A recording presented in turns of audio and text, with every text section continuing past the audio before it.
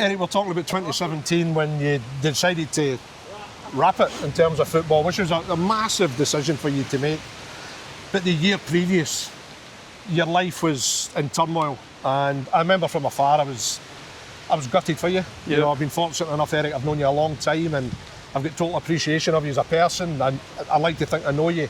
And yet all of a sudden, there's a newspaper comes out with such an allegation.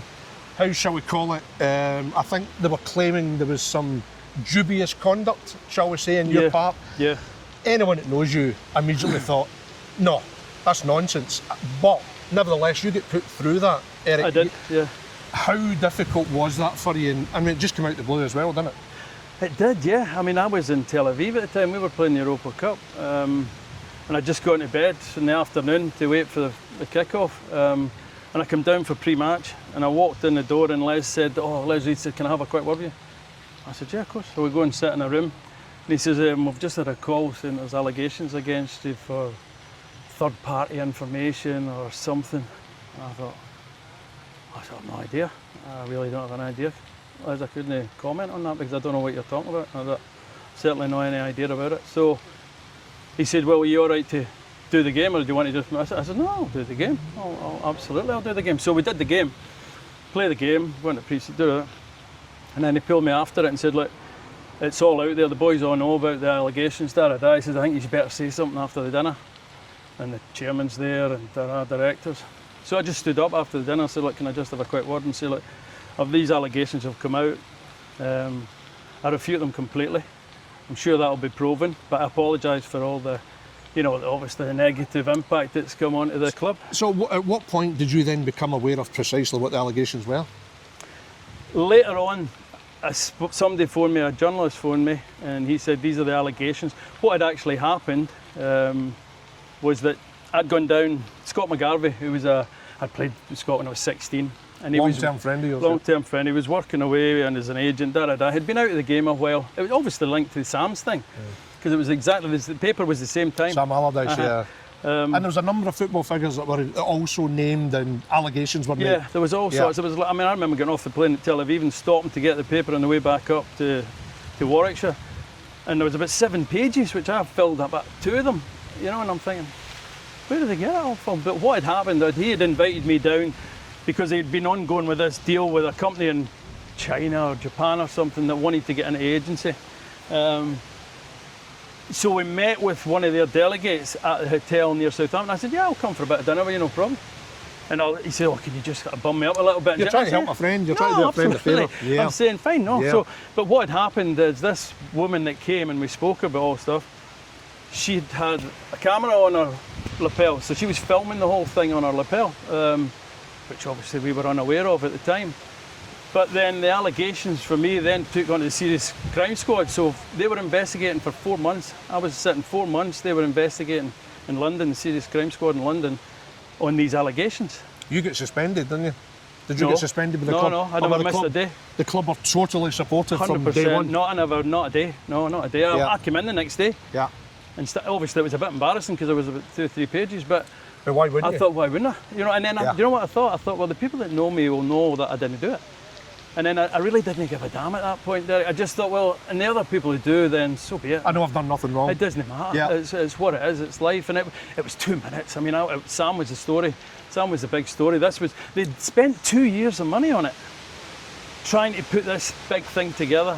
So they were going to run with it, whether that was right or wrong. But no matter you knew your innocence, Eric, it's a horrible situation for you because suddenly the reputation, everything, your credibility, suddenly I'm sure you're worrying about it. You're alarmed perceptions of you.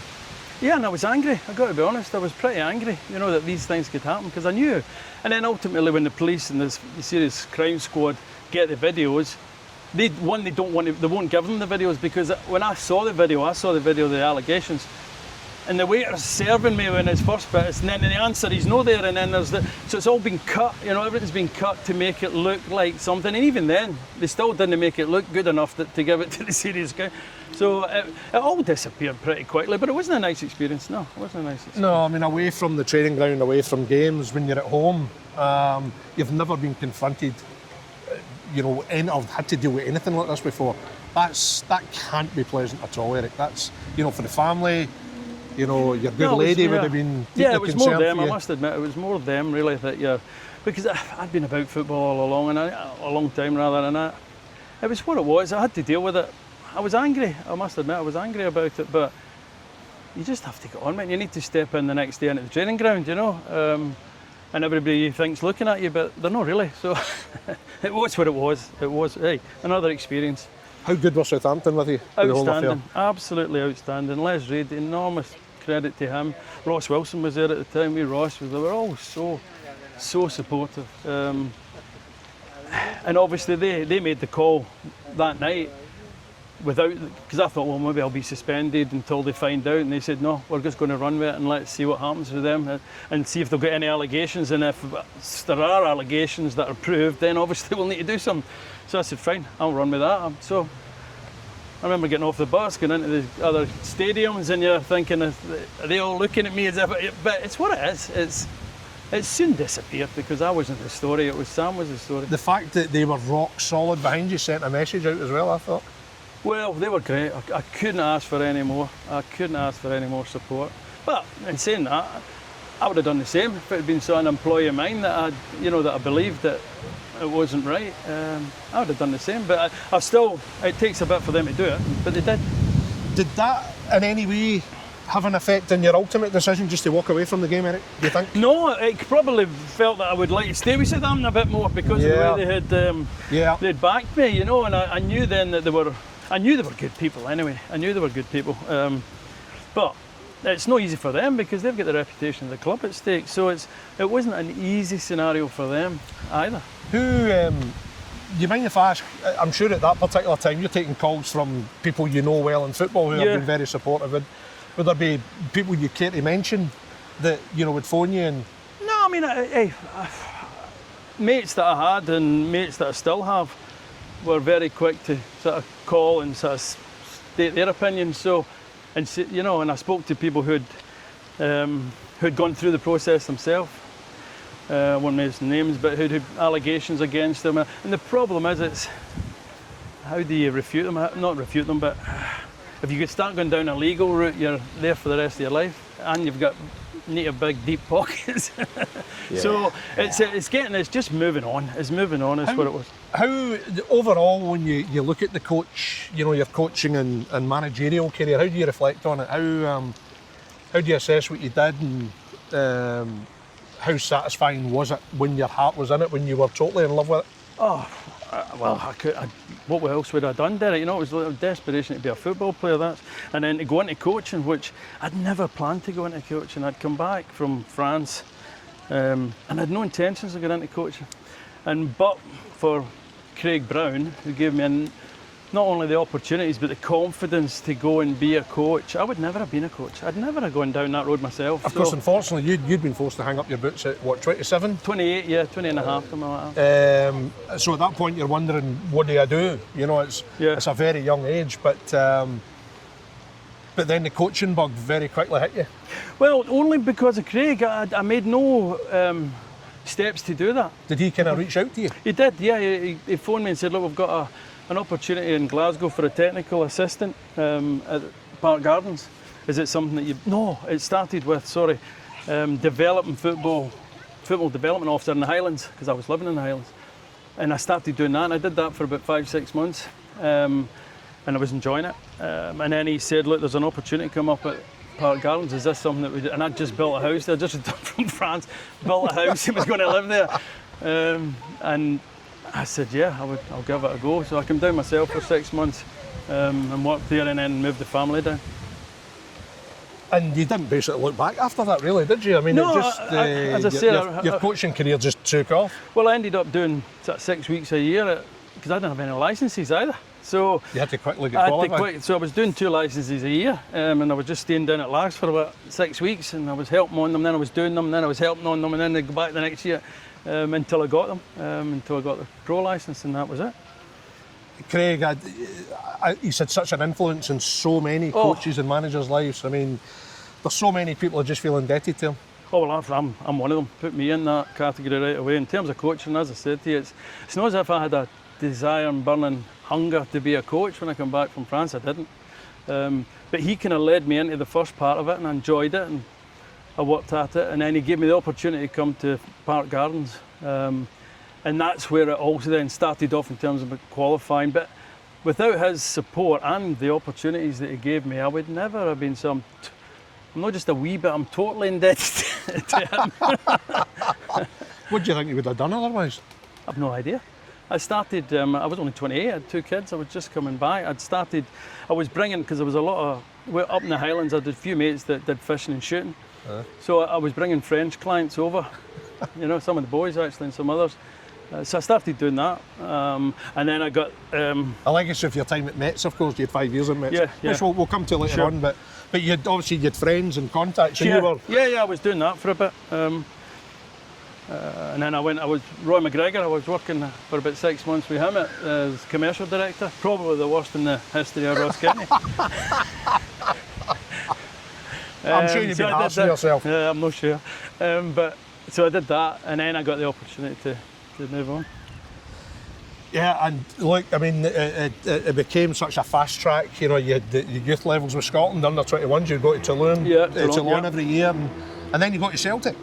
You go to Celtic in 1997. Is that right, Eric? Yeah, that was spot on. Yeah, really enjoyed it. I mean, I went in initially. It wasn't easy because I was like the first academy director. Jock had wanted me to come in and Jock Brown, take the reserves and oversee and put a new process in place and a structure and so I just plagiarised the life out of my French contacts and my German contacts and whatever else, and prepared the document and started getting 1 or 2 people in. We were the first to get full-time coaches in Scotland at that time.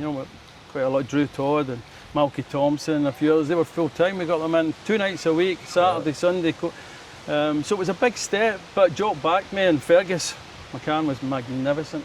He backed me, and we carried on. In your mind, what kind of personality was Fergus? An exceptional personality, a great character, a very bright man, a very shrewd man, fabulous man manager, obviously bright in economics and whatever else. But I mean, to all intents and purposes, he probably saved Celtic at a very difficult time. That might be a wee bit theatrical, but it's... I mean, he polarised opinion, certainly, but ultimately no one could take away from the fact he did exactly what he said he would. He did, and built the stadium and whatever else. The team won the league, they won trophies. No, I had enormous respect for him, I'd have to say, enormous respect for him. Yeah. I mean, it was a remarkable period for you at Celtic. 3 years. I mean, pretty much what you experienced, roller coaster probably doesn't cover it. No. But Dr Jo Venglos comes in '98, and suddenly you're elevated to the first team as his assistant. Which I had no intentions of happening. That's not. I was focused, and Kenny had brought Kenny McDowell in, a very good friend of mine, and we were working day and night to try and get the academy thing in, and there was a lot of good stuff in place. Don't get me wrong, but I just wanted to take it to a slightly different, not level, maybe too harsh, but in a different direction. But I get then, Jock says to me, Vim's coming in, Vim's leaving, and Dr Jo's coming in, he's asked to meet you. So I went and met him, and everybody in the planet gets on with Dr Jo, so it wasn't a hard challenge for me at that regard. And I had enormous respect. I'd met him once, I think, at an SFA conference, and he was right up there. So he said, would you help assist me? And I thought, well, so I did. For about 10 months I did both, the academy and that. Wow. So I was flying about everywhere. Wow. And then ultimately... did you see the family at all? Not very much at that point. Not very much at that point, but it was great. I mean, it was a learning curve for me as well, I mean, from a professional point of view, was this just fantastic for you? You're just immersed in so much that it's an amazing experience for you at that point. Jock was letting me, not carte blanche, but he was letting me explore things, and I was, from France, and training routines and training concepts and whatever else, and the structure in France I knew inside out, because the academy structure, I mean, still the French is probably for me all the best in terms of developing players. the reputation in developing players is exceptional. I know now they have all the African colonies to call on for the physical structure. Clairefontaine, everyone, world renowned, top, really top. So, and I'd done my pro licence over there. Craig had let me go over to France with Aimé Jackie and Gerard Houllier. I spent 3 weeks at Clairefontaine doing my pro licence with Tigana was there. I think it was about 15 of us. And that, I learnt so much just from those 3 weeks of speaking and with these people and watching and being instructed by the instructors and coaching different ways and setting up teams and tactical things, and I was just taking it all as much as I could. I think that time in France blew your mind, didn't it? Opened your eyes to so much, didn't it? And you came back feeling enriched. Yeah, but not necessarily culture. On a culture 100%. It was the best thing I ever did, was going to live in France. 100% was the best thing I ever did. Because when I went into the Premier League, a lot of the players spoke French, because that was the biggest percentage of players that came into the Premier League was French. And even the African players, they were French colonies, spoke French. So it was a direct in for me to speak to them immediately in their own language, and I could build a bond up like that very quickly. So it was an enormous benefit for me in that regard. And the structure of the team and structure of the coaching and medically and whatever else. So it was invaluable for me. The late Dr Jo was only, of course, one season, but a hell of a season, wasn't it? I mean, you think about it, he brings in some guy called Lubomir Moravcik, and I have to confess, Eric, to my shame, when I saw, and it was in teletext, I think it was confirmed teletext, there's plenty of people won't know what teletext is. There'll be a certain youthful audience watch teletext, but I remember seeing it going, wait a minute, he's 32, he can't be any good. 300,000, sensational. Well, I knew him, that was the thing as well, I knew him, so I knew what was coming in the door, and Lubo should have played for AC Milan or Inter Milan or something like that, and he had opportunities to, but St Etienne at the time, he was such a god for St Etienne that the chairman didn't want him to go, so he fought tooth and nail to keep him, which ultimately it then drifted. Then it was at Marseille for a bit, but I knew what kind of footballer he was. Did I know he was going to make the impact he did? Probably not, but I knew he was as good a technical player as anybody would have seen in Scotland. He had a right foot, a left foot that was the same. I mean, in terms of natural ability, Eric, I mean, you've worked with some magnificent players. Is he up there in terms of natural ability and talent? I think I'm trying to think if there's anybody technically that would be better than him. Really? Honestly, I'm trying to think. Obviously, I need to go through the ones I worked with in England. But when you look at technically, I mean, I think I remember at Barrowfield, the first time I thought, he's hit that Adidas ball there, and he's hit it so sweet that it's not turned. Honestly, I'm thinking the Adidas thing has just gone like that. He's hit that so sweet. He's hit it so sweet. Wow. I mean, it might have been my imagination, but I thought, wow. But technically, he was just sublime. I think the 5-1 game against Rangers, November '98, was absolutely incredible. I think just like the cup final at the weekend there, Eric, no one saw that particular result coming. No, definitely not. No. And it was Lubo properly announced himself to the fans that night. Oh, just a bit. No, it was a difficult season, obviously, but I remember the game very well. But more so, I remember his performance, and he was just. In 90 minutes, he became a favourite of the Celtic support. It was that quick. Here's a question for you. What was his strongest foot?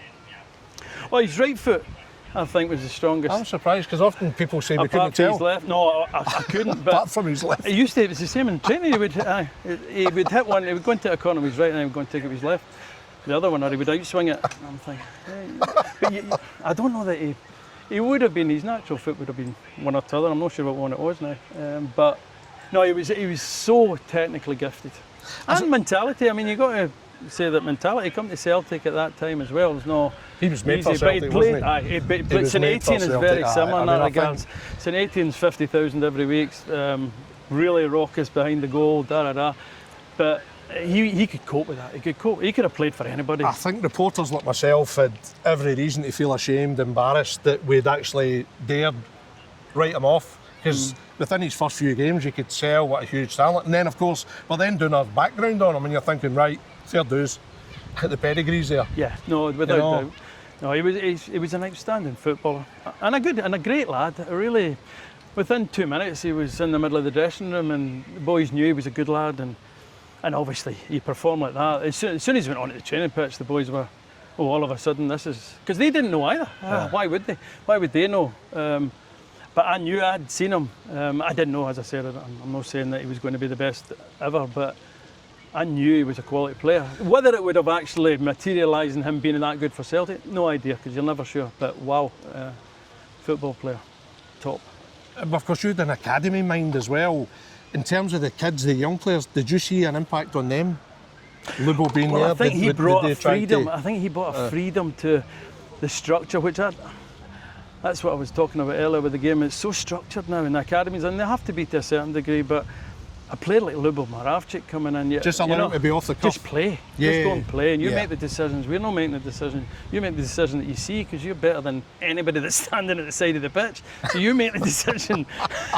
So would it have been criminal to try and... No, 100%. No, use him otherwise? He was an old-fashioned sort of number 10, and although he could play off a side easily, but he could change the game in the blink of an eye. I mean, in the blink of an eye, he could change a game. And the quality of pass, a goal, a cross, you name it, he could do anything with the ball. He was a fabulous, fabulous technical footballer. I mean, it was difficult times for Celtic, very much in Rangers' shadow. And how difficult was that, Eric, to deal with? The intense pressure of that? Well, it's intense pressure. I wasn't the manager. The manager obviously takes more of it, but you're still part of the coaching team, and I found it hard because you want to win. I wanted to win. I wanted to be in a successful team, but it wasn't going to happen at that point. The gap was quite big at that point, but the 5-1 game showed that maybe there was something there. There was a resilience there and something to develop on, which it obviously did. But it's not living in Glasgow and losing and being second is never fun, is it? How good a man was Dr Jo? Oh, an exceptional man. An exceptional man, and a lovely wife, lovely family. Boys came over a few times, took them down the West End, they had a couple of beers. Great lads. Wife, lovely wife, but a real knowledgeable man, a real knowledgeable man. Maybe too early, maybe just too early for what he was walking into. But it's what it was. He was a clever man. He knew his football inside out. Was trying to introduce certain things. Difficult at the time because sports science hadn't gone on to a certain level at that time. But I think ultimately the boys respected him enormously after it. I really do. It maybe didn't for the first month or two, maybe not. But you feel privileged because of the results and whatever else. But I think they knew the quality of man that he was. As a young coach, did you feel privileged that you had someone like that to work with? Absolutely. I mean, used to go around. You lived in the West End, and I did as well. We used to go around. His wife would cook us dinner, and we'd sit and chat. And, I mean, it's you can't buy that, Derek. That doesn't. He's had, he's been Czechoslovakia manager. He's been Slovakia manager. He's managed all over the world. He's been ahead of UEFA conferences. Well, I just asked him questions constantly. So we had 5-1 Rangers. Yep. Unfortunately for you, there was 3-1 Caley Thistle.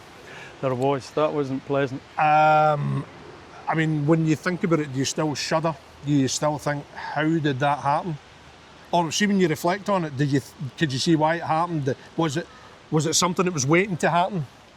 No, not necessarily. I didn't think. I mean, we started really well. I think we went up at Aberdeen and won 7-1 or something like that, if I remember rightly. In the league, we'd won. I think won about 8 out of 11 games. You lost to Hearts. You lost to Hearts just before. We lost to Hearts. So obviously you're thinking, well,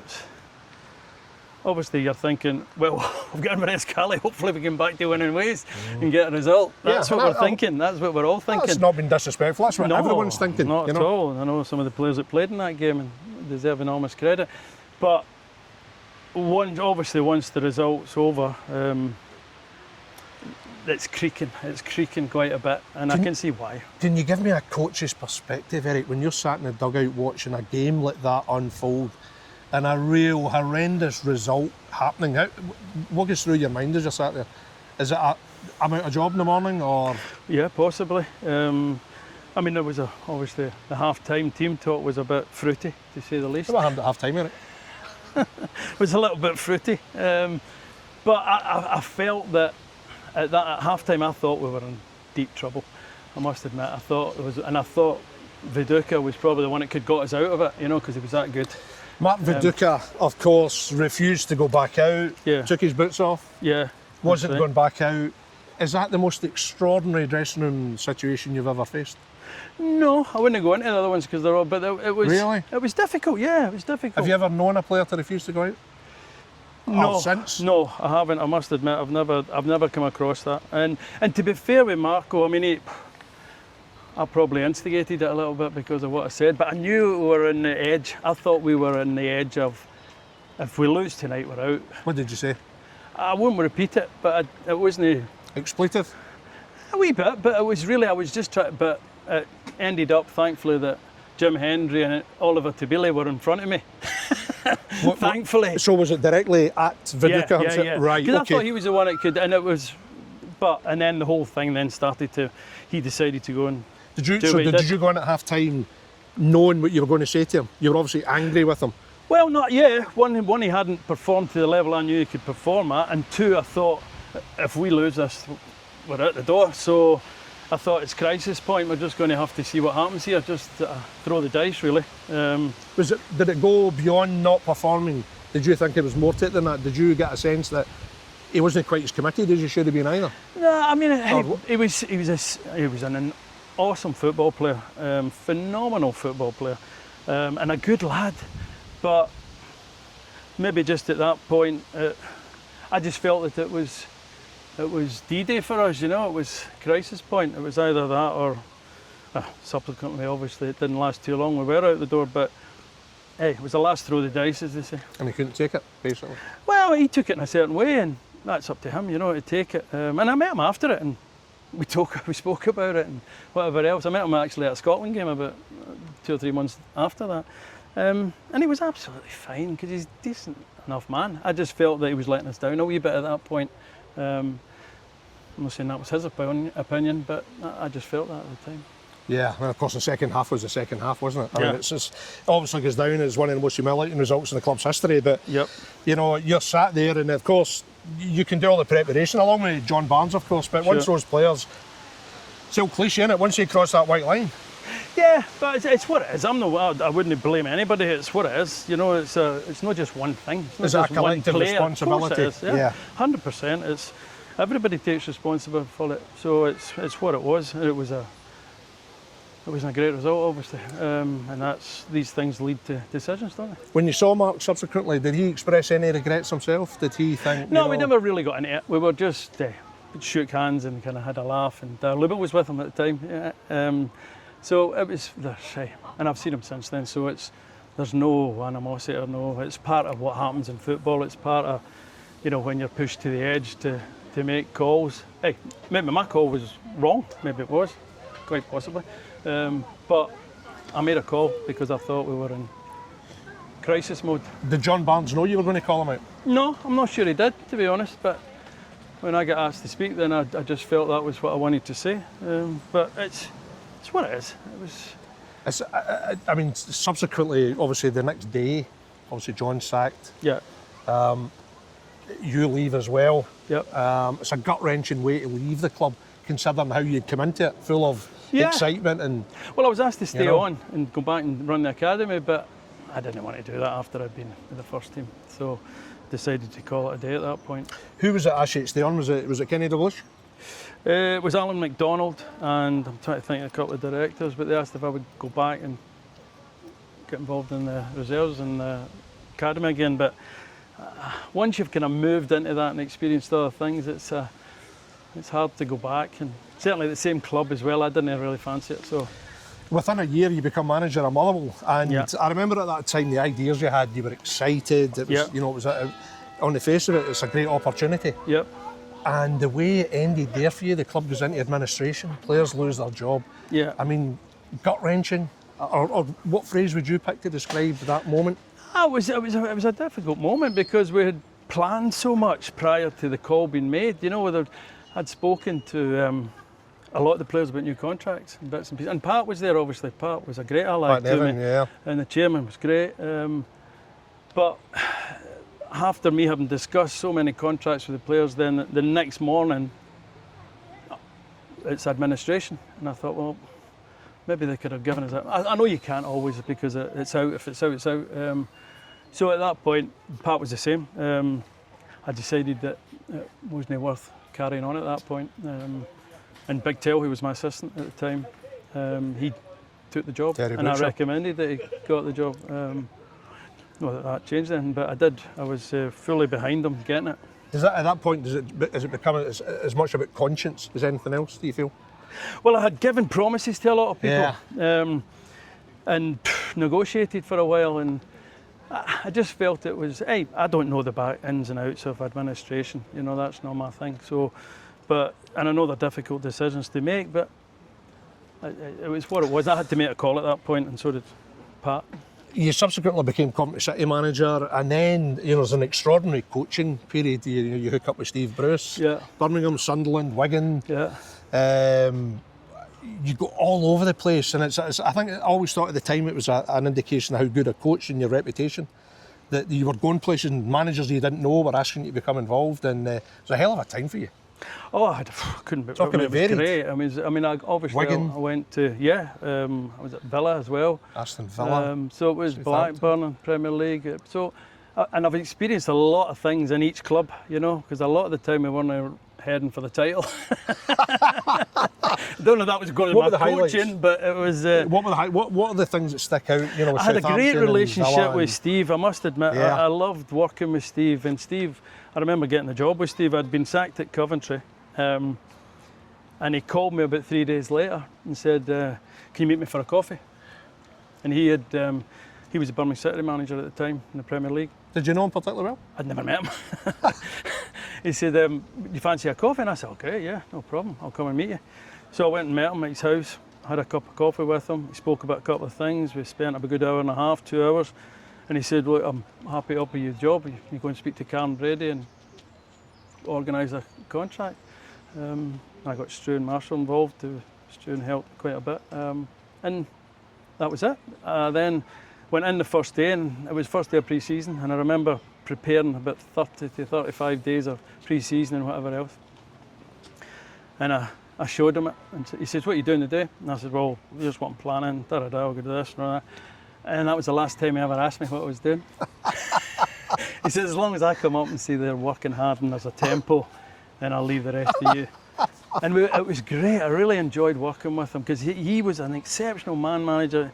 He managed above so well. He was a great lad.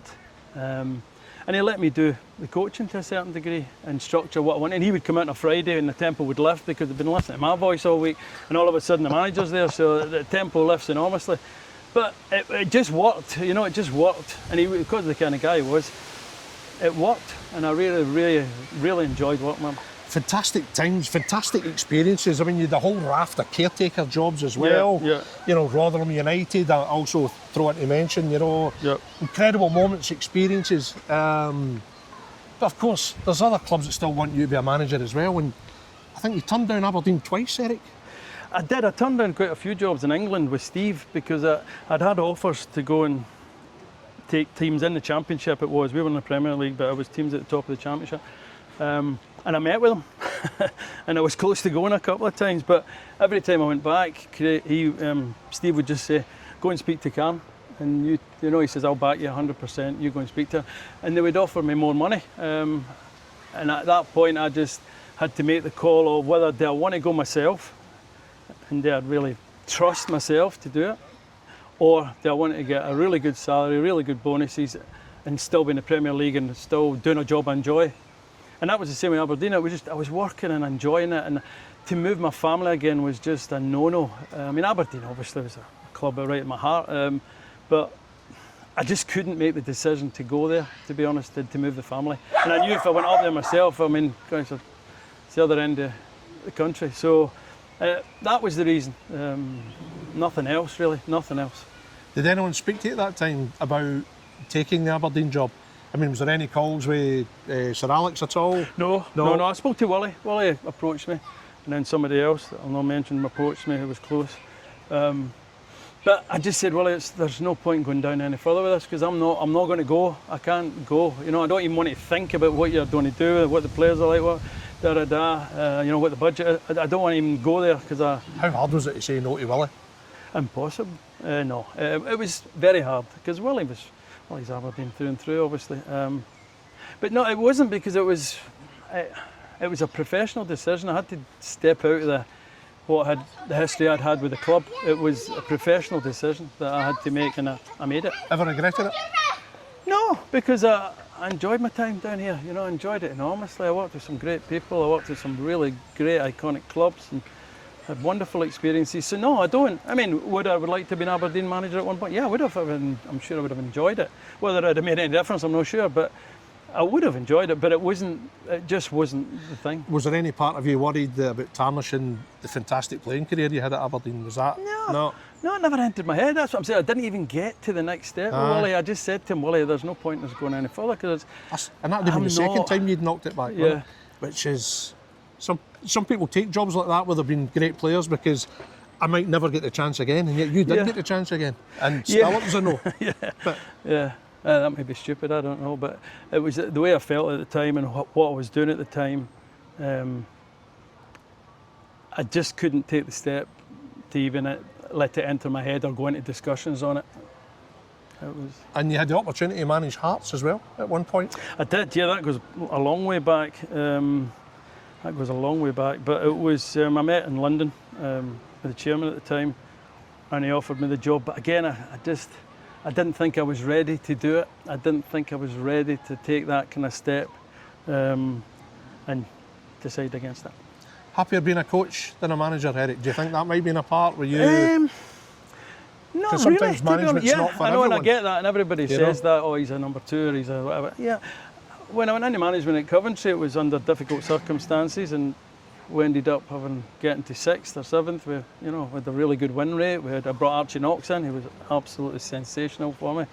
And we were flying, we were absolutely flying, but they decided that they were going to go with Peter Reid, which is fine, that's the chairman's choice. And we won 5-3 away from home on the Saturday, and I got sacked on the Sunday, and we'd won 6 away games in a row. So I feel more aggrieved about that than anything else, but I think you have to change. Being a coach is not the same as being a manager. It's not the same. It's a totally different gig. But I enjoyed it. I embraced it. I got in about it. But I was more a coach and a second man and an assistant than I was. So people then... And there's nothing wrong with that. No, absolutely nothing. And listen, I have to applaud you, Eric. I mean, your coaching managerial career, magnificent, speaks for itself, and the regard people have for you in the game, it's there. The fact people who don't know you were quick to offer you a job says it all. And I remember feeling particularly pleased at that time. That rough period we were discussing earlier, ultimately cleared, and you've come out of football with a 5-star reputation and a CV to speak for itself. Well, that's kind of you to say. Some people wouldn't agree, but